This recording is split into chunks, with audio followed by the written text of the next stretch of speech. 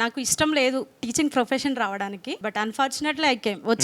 వచ్చినాక నాకు అర్థమైంది ఆ టీచింగ్లో వాల్యూ ఏంటో. ఫస్ట్ ఆఫ్ ఆల్ నేను నేర్చుకున్నాను అది. దానికి ఉన్న రెస్పెక్ట్ అసలు ఎక్కడ ఉండదు. ప్లస్ ఇంకొకటి ఏంటంటే నాకు 2 చిల్డ్రన్స్ ఉన్నారు. వాళ్ళ కోసం నేను యాక్చువల్లీ వచ్చేసాను అనమాట స్కూల్ లైఫ్కి. నేను చెప్పాల్సింది ఏందనుకుంటున్నా అంటే ప్రతి ఒక్క పేరెంట్ పిల్లల్ని అబ్జర్వ్ చేసుకోవాలి అని, వాళ్ళని జాబ్స్ బంద్ చేయమని చెప్పడం నా ఉద్దేశం అది కాదు.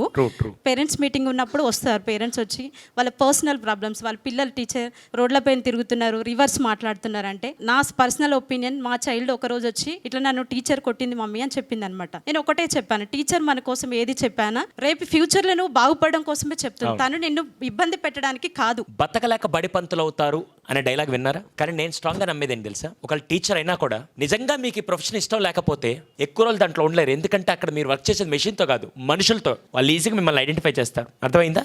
సో అందుకని టీచింగ్ ప్రొఫెషన్ అంత ఈజీ అయితే కాదు.